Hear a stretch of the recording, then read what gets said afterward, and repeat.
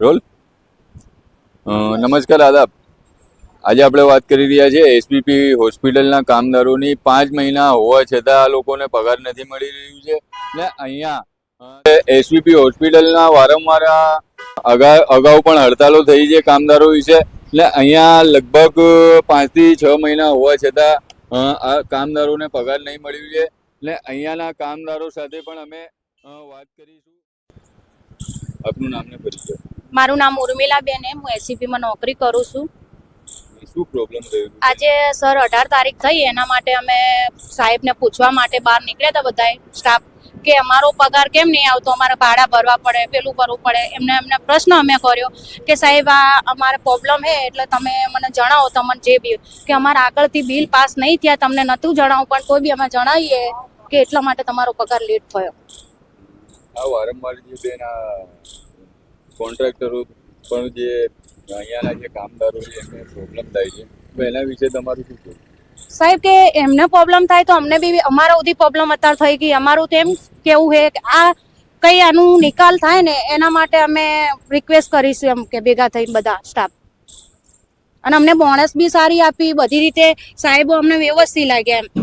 એના માટે અમને જણાવ્યું નતું તોય બી અત્યારે બધા સ્ટાફ ભેગા થઈને જાણવા માટે થઈને બહાર નીકળ્યા હતા. સાહેબ હરજીતમાં સપોર્ટ સાહેબ કરે, સપોર્ટ બી કરે. બેન તમારું નામ? આશાબેન. શું પ્રોબ્લેમ થયું આજે પગાર માટે? પગાર માટે એમ પ્રોબ્લેમ થયું છે કે અમે બહાર ના નીકળતા પણ મને 15 તારીખ કીધી, 15 તારીખને બદલે 18 તારીખ થઈ ગઈ. તો અમે લોકો બધા બહાર નીકળ્યા તો સરને કીધું કે સર સમ અમારો પગાર નહીં થતો. એ કે પેલે હે ને બિલ આગળ સિર આવ્યા નહીં, પેલાના બાકી હે ઈ તો એ બિલ આવે તો તમને અમે પગાર દઈએ કે એમ. તબી બી મંદાણા હે તબી બી કે સાંજ સુધી તમને પગાર થઈ જશે વારો. એટલે અમારા સર આમ તો આ જે કોન્ટ્રાક્ટ વાળા સર રહ્યા એ બધા અમારા સપોર્ટ બી કરે, સાથ બી આલે હર ચીજમાં અને બધી રીતે અમારે પૂરું કરે. પણ હે ને આ જે આગળથી બિલ નહીં ભરતા ને સાહેબો એ બાબુ પગાર રોકાવે છે અમારા. પેલી તારીખ પેલી 10 થી નતા 18 આયા, હવે 18 તારીખ થી તારીખ લાવશે એ તને ખબર હે.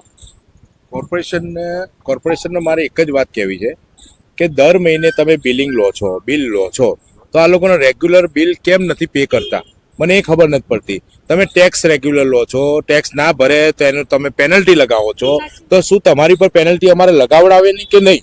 કે આ જે કર્મચારીઓ છે બધા ભાડાના મકાનમાં રહેતા હોય, ભાડું ભરવાનું બાકી હોય અને અનાજ કરિયાણું ઘરમાં ભરવાનું, છોકરાઓ ભણતા હોય, બધું જ જોવાનું હોય, બરાબર છે, મજૂરી વધશે બરાબર. અને આ લોકોને કદાચ આગળ પાછળ કાયમ તમે પેનલ્ટી પર લગાવો છો તો શું આ લોકો હવે તમારી પર પેનલ્ટી ચાર્જ કરશે?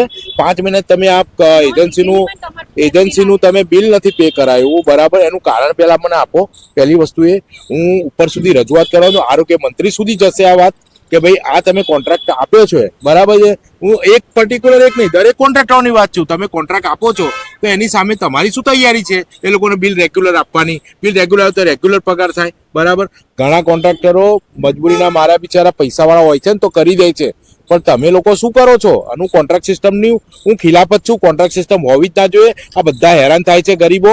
સરકારને હું એક જ વાત કહું છું કે સુધરો નહીં તો પછી હું આમ આદમી પાર્ટીના અધ્યક્ષ સ્થાનેથી વાત કરું છું. આમ આદમી પાર્ટી હોસ્પિટલ કેર કમિટીનો અધ્યક્ષ છું.